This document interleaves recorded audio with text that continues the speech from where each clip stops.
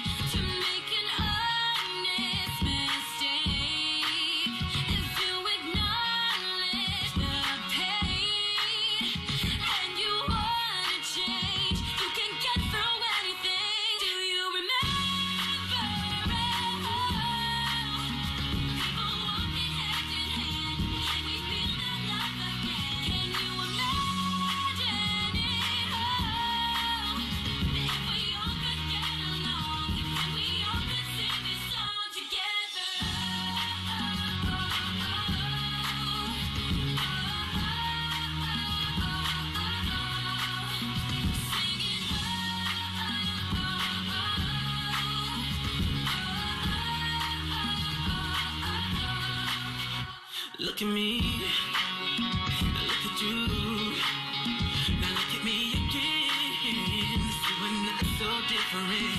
Look around, put the shoes see. We're throwing things outside our window. We don't care to keep it clean. I had a dream, beauty was on me skin deep. And if we all just believe, love is all we need.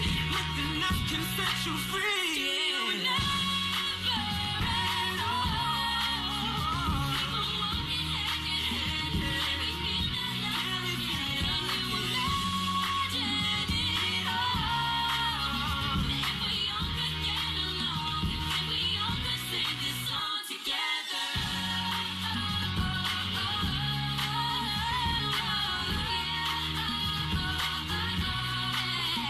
Sing it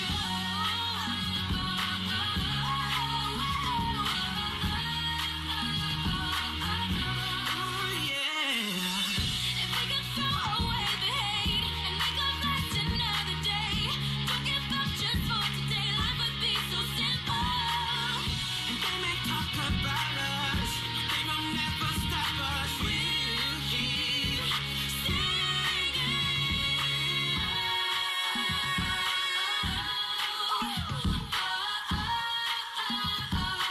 Come on, we'll keep singing.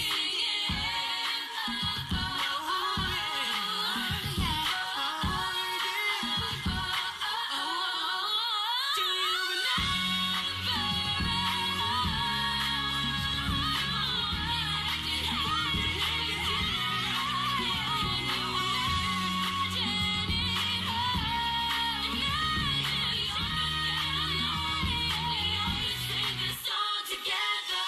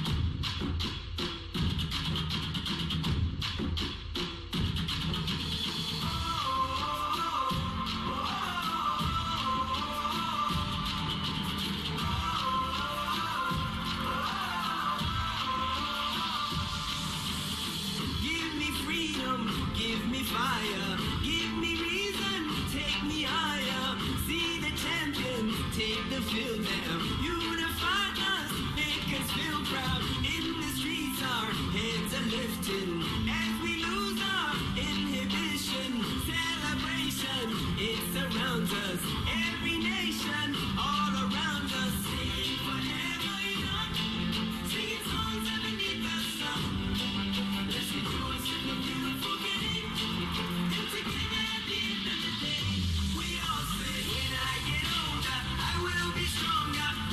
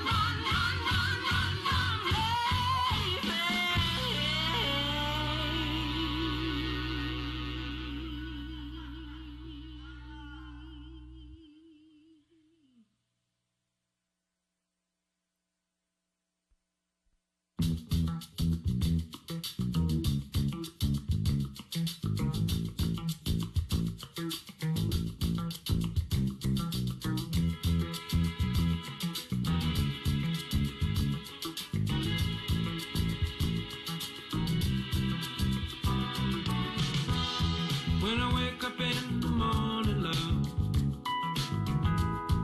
and the sunlight hurts my eyes, and something without warning, love, bears heavy on my mind. Then I look at you, and the world's alright with me. Just one look at you, and I know it's gonna be a lovely day.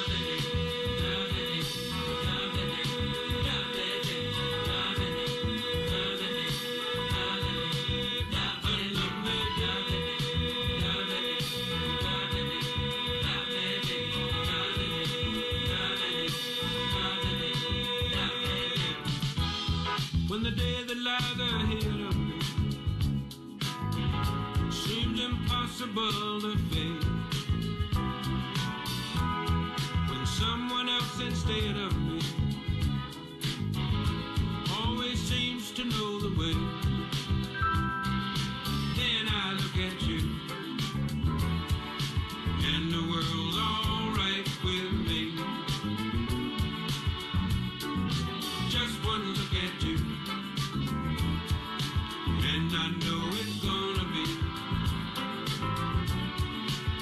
a lovely day.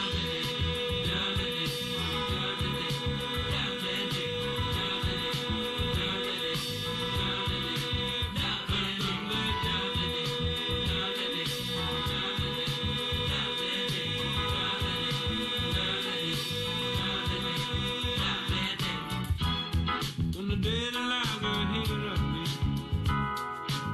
seems impossible to face,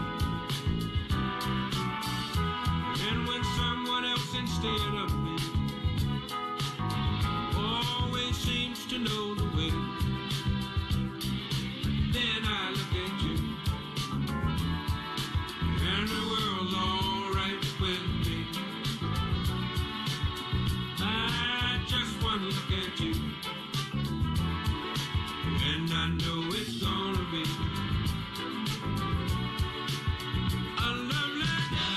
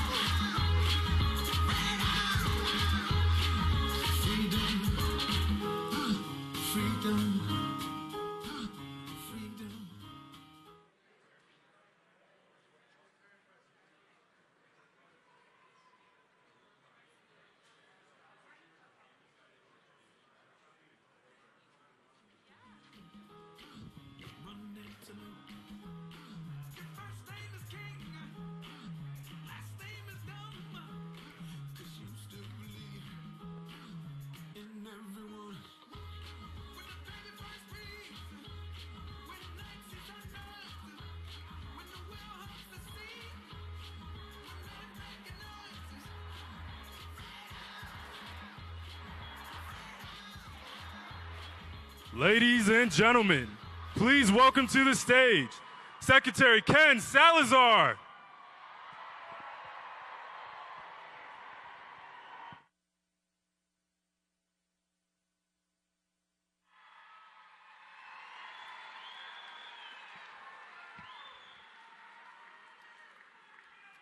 Pueblo, Colorado. Are you all here for Hillary? You know, my father used to say to us when I was growing up, dime con quién andas y te diré quién eres. Tell me who you walk with and I'll tell you who you are.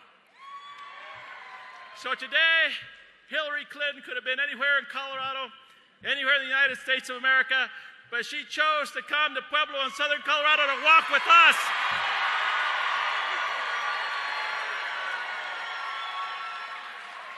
And so now our job is to walk and march and vote starting October 19th to make sure that we can call her Madam President on the evening of November the 8th.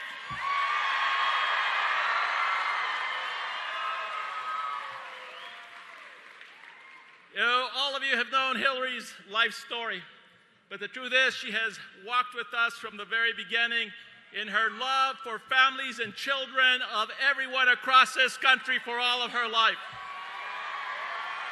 So now we need to walk with her and march with her because she's going to be working for our families and children all across America, including southern Colorado. Now, you know, jobs sometimes are tough down here in the southern part of the state and in places like the San Luis Valley, the Arkansas, and down in Grand Junction. What we need is a champion for the middle class, a champion for creating jobs right here in Pueblo, and that's Hillary Clinton. That's why she's walking with us, and that's why we are walking with her.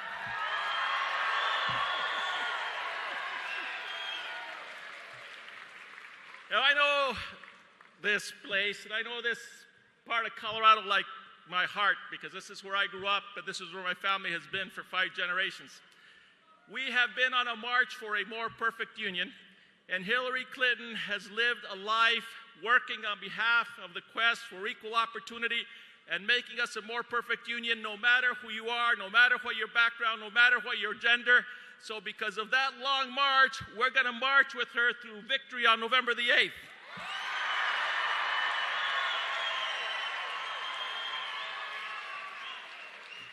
You know, there is a prayer by the late leader of the United Farm Workers, Cesar Chavez, where he prays, he says, both in Spanish and in English, he says, God, grant me the courage to serve others, because in service there is true life. God, grant me the service to serve others, because in service there is true life. There is no better example of that kind of servant than the next person who's going to be President of the United States of America. I so look forward to the day that we can call her Madam President Hillary Rodham Clinton.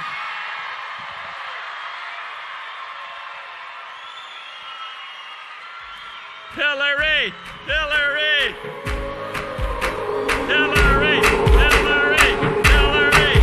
And I'll rise like the day. I'll rise unafraid. I'll rise up, and I do it 1,000 times again.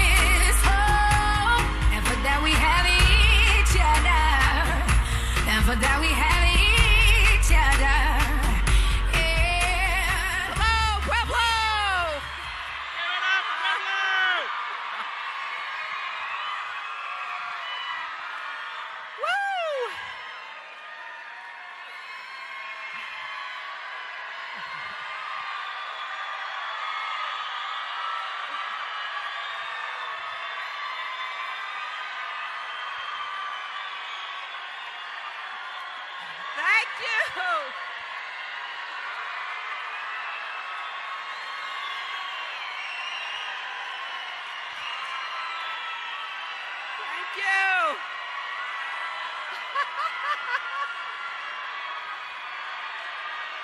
Thank you so much. Wow.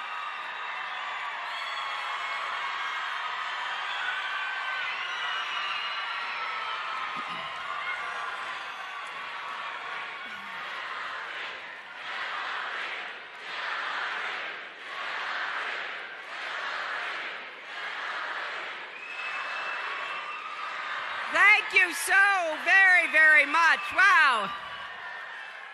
I am so happy to be back here and to be here with all of you. I am thrilled, and I can't thank you enough. And it's a special privilege and pleasure to be introduced by my friend and such a great leader, someone who has served not only this state so well, but also our country. And so I want to thank, once again, I want to thank former Senator and former Secretary Ken Salazar.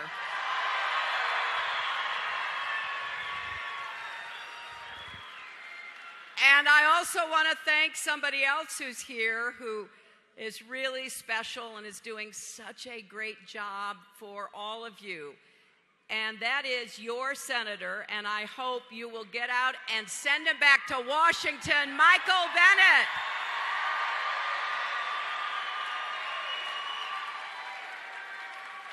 I also want to recognize someone who's running a great race for Congress, Gail Schwartz.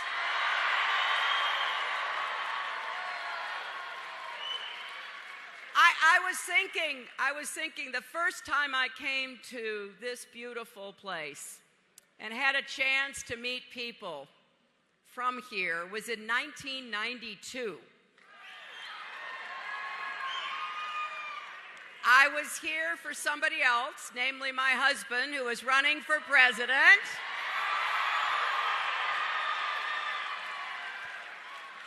And I know there are a lot of really young people here, but was anybody here back in 1992?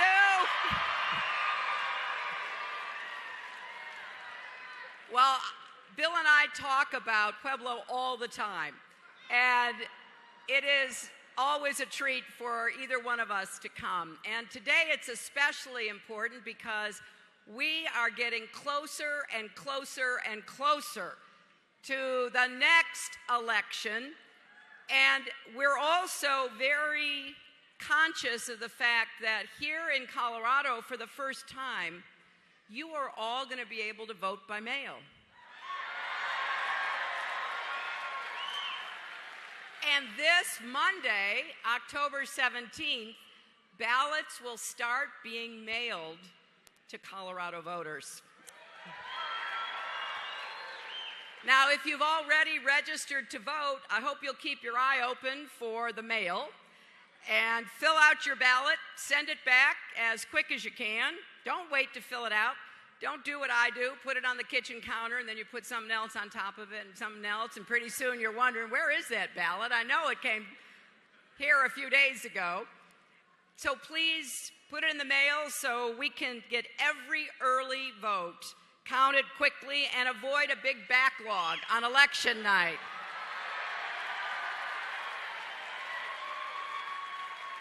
And maybe if you haven't registered to vote yet, please do it right now. And if you go to iwillvote.com, you can do that on your phones. You do that right now. You can get registered. Pretty easy, huh? Because we need everybody to vote in this election, and we need your friends and your family and your neighbors and everyone you can reach, because this is about something so important. I don't know that there's ever been a more serious or consequential election, and we can see that people feel that way because across America, people are already voting in high numbers. A lot of states have what's called early vote, and the numbers are bigger than anybody thought and bigger than they've been in the past. Just this morning in Ohio, people began lining up last night so they could be sure to vote. They couldn't wait to cast their ballots. And by the time we're done, we expect record numbers of people to vote in this presidential election.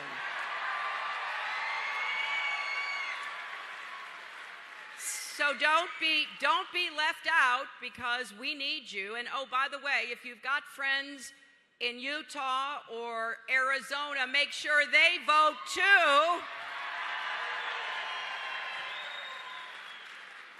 We are competing everywhere, and the polls are tightening, because I think Americans want to turn out in as big a number as possible to reject the dark and divisive and hateful campaign that is being run by my opponent.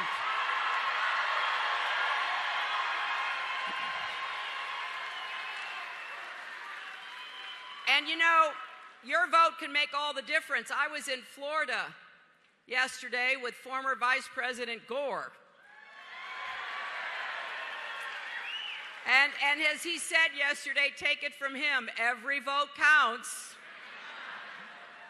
So don't sit this one out. And I'm very proud of the campaign we've run. I'm proud of the campaign Bernie Sanders and I ran. It was about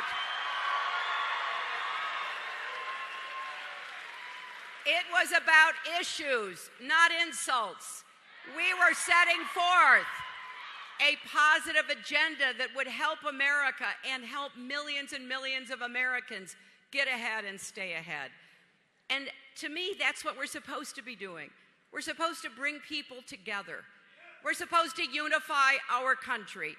We're supposed to solve our problems by working together.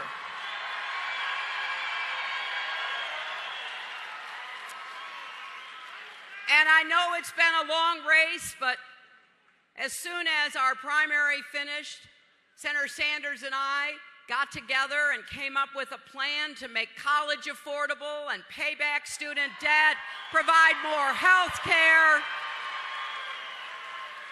And we have done our best to stay out of all the meanness. You know, the other night, any of you see that last debate? Well, I was watching my opponent just go lower and lower and lower. And I was reminded of what my friend and our First Lady, Michelle Obama, says.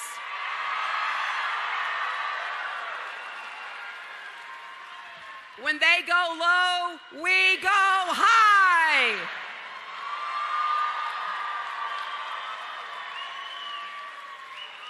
And I want you to know, I want to be the president for everyone.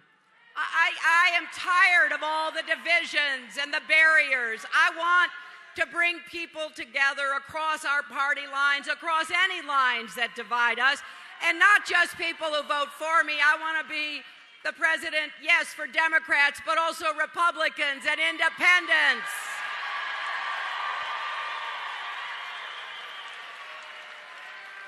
And I am very grateful for all of the Republicans who are supporting me.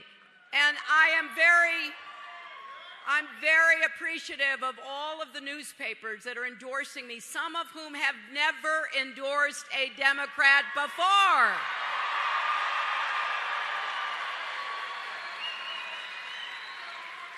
So we're going to keep running this campaign. I want to give you something to vote for, not just something to vote against.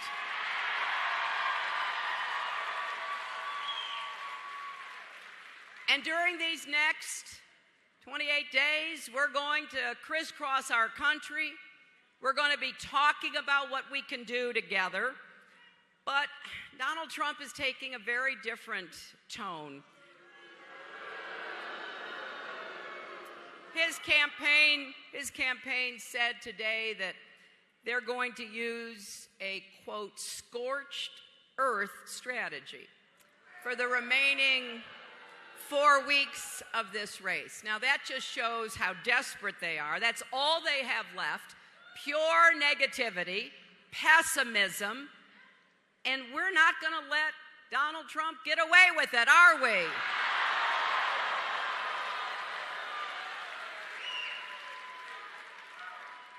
I don't care what he says about me. I care about what he says about you. And I'll tell you what, I will stand up and defend every single person in this country from the insults and the disrespect that we hear from him.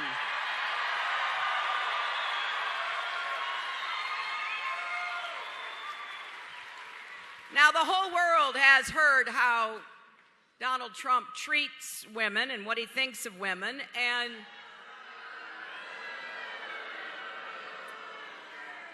he is doubling down on his excuse that it's just, quote, locker room talk. Well, you know what happened? It just kind of happened spontaneously. A lot of athletes and coaches started posting on Twitter and Instagram and Facebook. I mean, the National Basketball Association, Major League Baseball, the NFL, and more, they are coming together and they're saying, that doesn't happen in our locker rooms.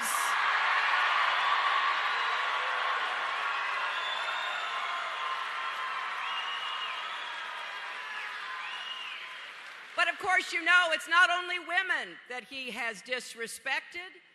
He's insulted practically everybody. He went after a distinguished federal judge, Judge Curiel, who was born in Indiana. And Trump said, well, he couldn't be trusted because his parents were Mexican. He has targeted immigrants, African Americans, Latinos. He's targeted POWs, people with disabilities, Muslims, and so many others. And every time he does that, I get somebody who is worried or scared, writing me a letter or talking to me, and especially children. It's really who Donald Trump is. But when you scare children, you know, like a little boy, his mother wrote to me. She had adopted him from Ethiopia when he was a toddler. There were a lot of children in Ethiopia that were no longer able to live with families. Their parents, their grandparents were not around. And a lot of Americans have adopted children in need like that. And this little boy named Felix is now 10 years old. He's only lived in the United States. And his mother wrote me, and she said, after hearing Donald Trump, he turned to her and he said, Mommy, will he send me back to Ethiopia? That's the kind of fear and anxiety that I hear from immigrant families who are scared to death, especially the children, that Donald Trump is going to put together a big deportation force and go door to door, school to school, business to business, home to home. And it is hard to explain to children. And so I hope that if you know any children who are listening and watching and hearing some of what is said, you will reassure them. I want every boy and girl to know the American dream is big enough for you, and there is a place in America for you.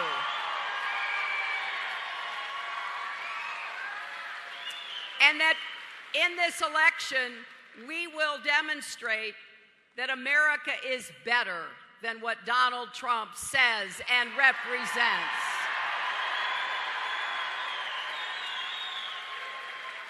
But here's what I also want you to know. We have a big difference about how best to get the economy going. You know, Trump wants to give trillions and trillions in tax breaks to millionaires and billionaires.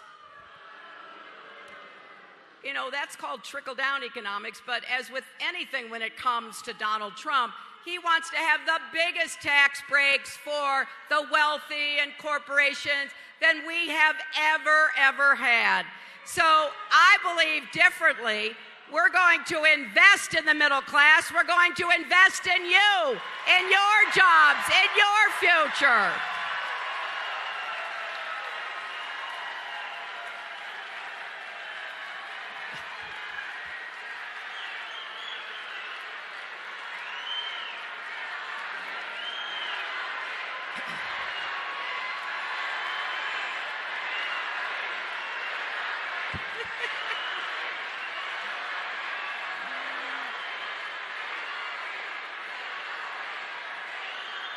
Well, you do have to feel a little sorry for them. They've had a really bad couple of weeks.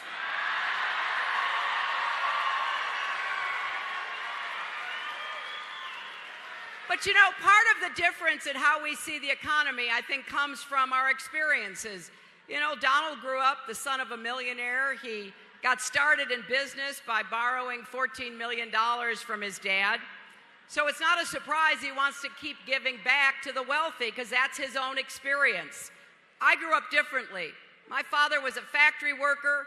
My grandfather was a factory worker. My father was a small businessman. I know how hard they worked, and I am grateful for the middle-class life that they gave us, and that's what I want to make sure everybody gets. That's why I believe we got to get the economy working for everybody, not just those at the top. And we're going to focus on those issues. We're going to make it possible to have more good jobs in infrastructure. We need to fix our roads, our bridges, our tunnels, our ports, and our airports. And we need to make sure that the rich pay their fair share, because here's what we've learned. Donald Trump hasn't paid a penny in federal income tax in years.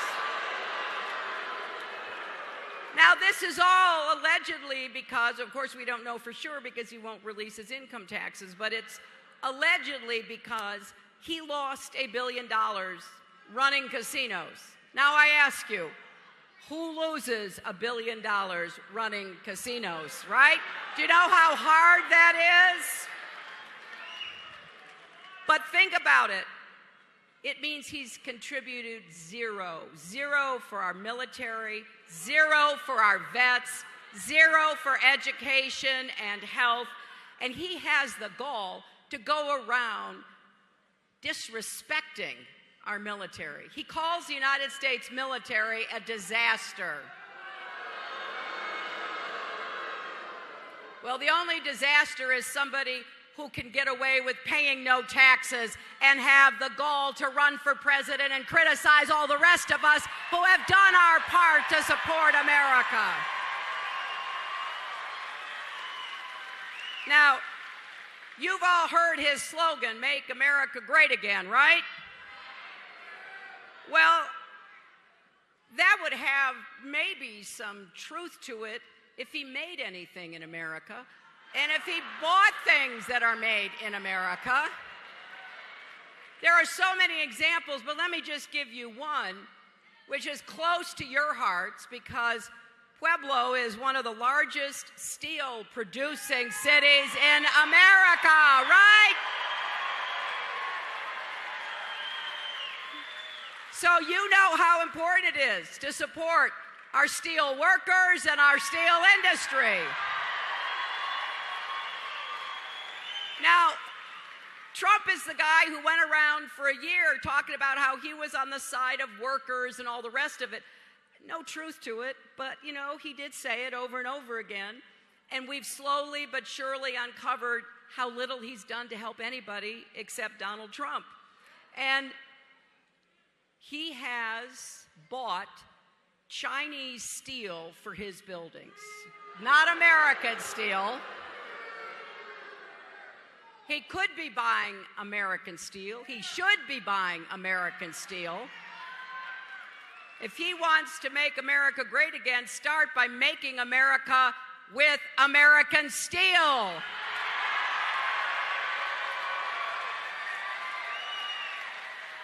I have a very different idea, and in addition to jobs and infrastructure, which uses American steel, We're going to do more on advanced manufacturing, on technology and innovation, on clean energy jobs. And we're going to make the economy fairer at the same time. And here's what I want the young people and their families to hear. Senator Sanders and I got together on a plan. We are going to make public college tuition free for working families and debt-free for everyone else.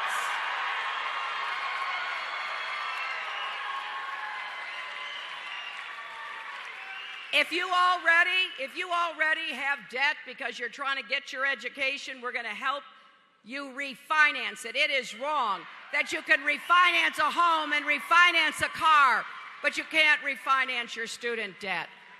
And we're going to make it possible for you to pay it back as a percentage of your income. Now, based on this plan, we will save millions of people thousands of dollars. And you can go to HillaryClinton.com/calculator to see how much you and your family can save. Because we want to liberate young people and families from the burden of college debt.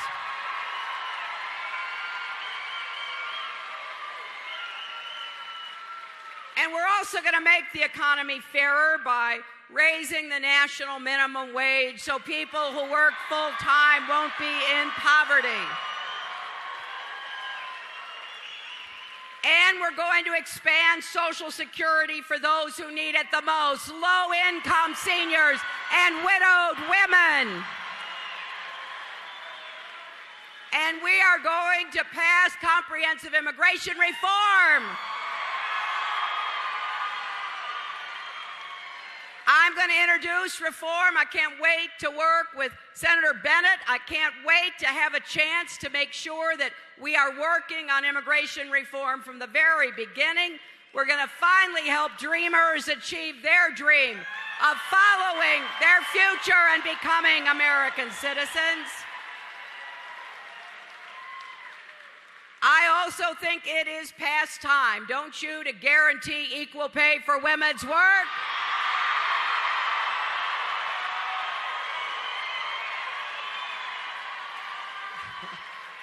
You know, I started talking about equal pay years and years and years ago because it's not only a woman's issue, it's a family issue. If you have a wife or a daughter or a mother or a sister, it's your issue, right? You know that.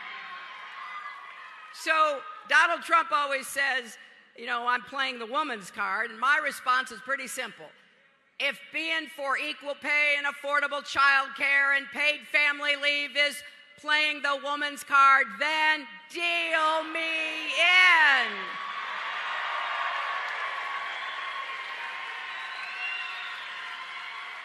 You see, I am very excited. I am very excited about what we could do. You know, I give President Obama a lot of credit. He inherited the worst financial crisis since the Great Depression. I mean, I remember, because he called and asked me to come see him shortly after the election. I didn't know why he wanted me to be Secretary of State, but I didn't know that. But I got there. The first thing he says, it is so much worse than they told us. And it was. I mean, you remember, it was terrible. Millions of people lost their jobs and homes were lost, and it was just a horrible time. Well, we have dug ourselves out of that ditch thanks to everybody's hard work. And we can't ever go back there because, believe me, trickle-down economics and refusing to regulate Wall Street and the mortgage market is what got us into that mess in the first place. And Donald Trump wants to get rid of the new rules on Wall Street. He wants to get rid of the Consumer Financial Protection Bureau, which returns money to people who've been defrauded by big companies. Well, I have a totally different view. We're going to keep those. And then we're going to tell companies that try to move jobs out of our country that if they try to, they're going to have to pay an exit tax and return every penny of tax benefit they've ever gotten. And I've been very clear about how we're going to pay for what I want to do. It is going to be going after the wealthy, closing the loopholes on corporations. I can pledge to you, I will never raise middle-class federal taxes. It is not right.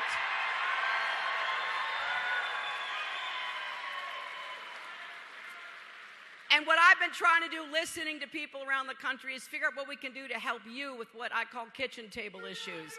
And we thank you very much. But right now, thank you.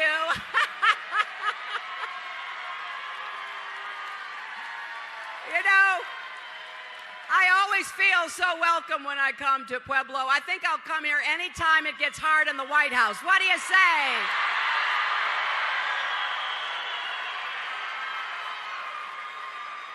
Finally, I want to tell you that I want to make it easier for you to raise your kids. You know, there's nothing more important. I'm now a grandmother of two wonderful grandchildren, a little girl and a little boy, and there are too many hardworking families struggling with the cost of raising children. So right now, most families with kids get something called the child tax credit. It gives a middle-class family $1,000 per child to help you defray the costs. I'm going to double the child tax credit.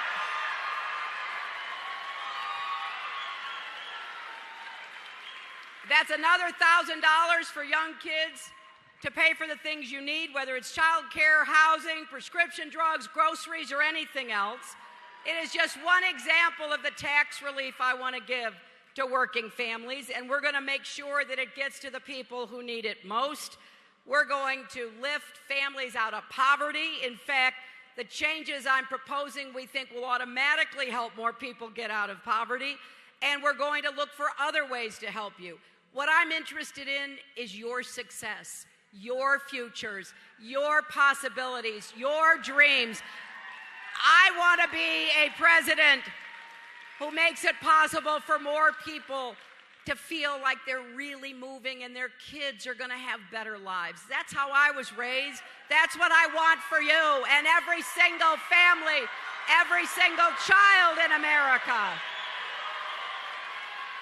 So we have about 4 weeks to go. It's going to be a race to the finish line, my friends. And here's what I want to ask you. As I said in the beginning, think about everything that's important to you, whether it's jobs and rising incomes, whether it's education, health care, whatever it might be, whether it's protecting our rights, people who have fought so hard, whether it's immigration reform, whatever it might be. Think about it, because you know what? Those issues will be on the ballot. They may not be listed there, but you could not have two more different people running for president than me and Donald Trump.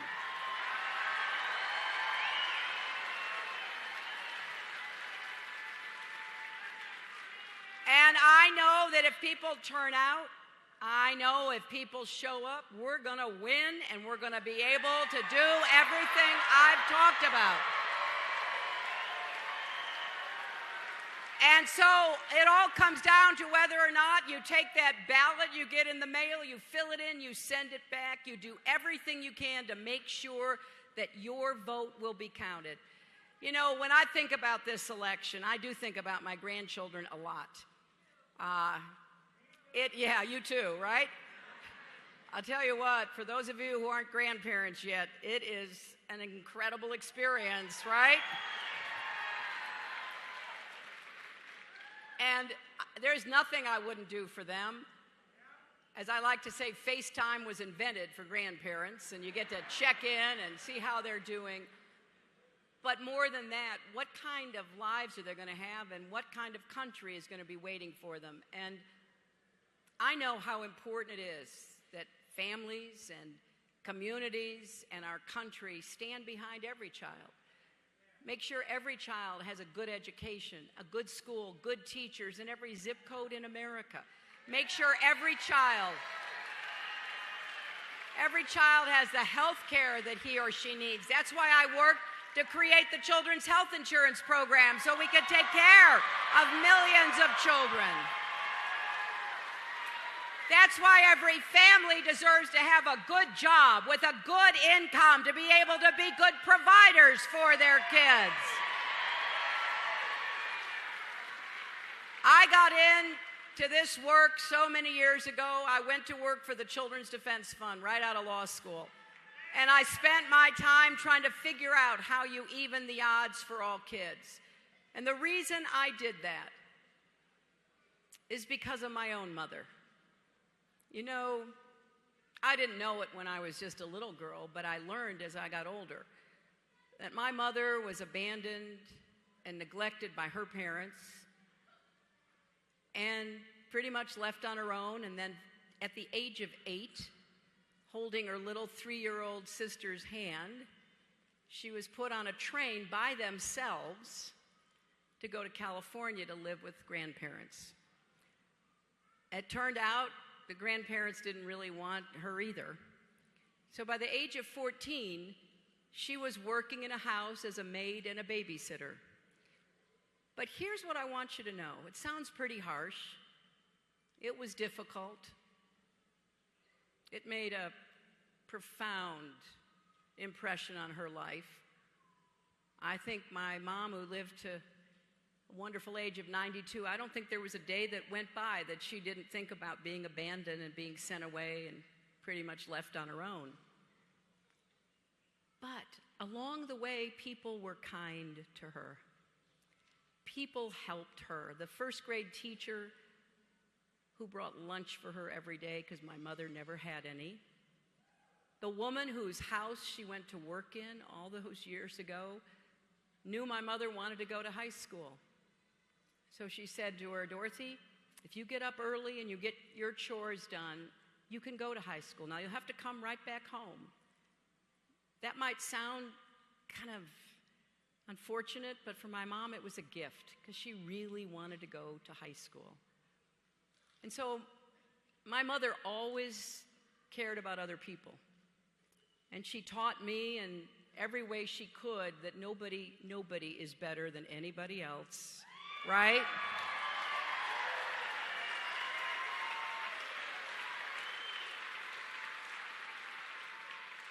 And we need to show each other more kindness and support. And the last thing we need in our country are more bullies, making people feel bad about themselves and pushing people away. We should be drawing people toward us. We should be creating the kind of future we want for every one of our children. That's what I think about when I imagine, if I'm so fortunate enough to become president, I think about waking up.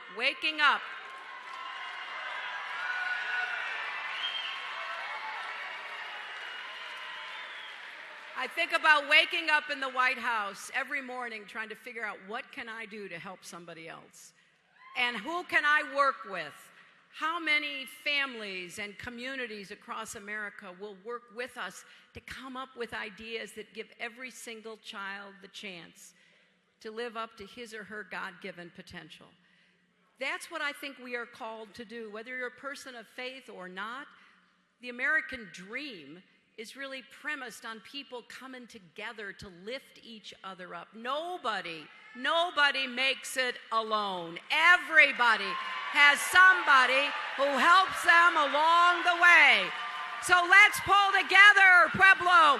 Let's get out and vote for the kind of positive future we want for ourselves and our children. God bless you. Thank you.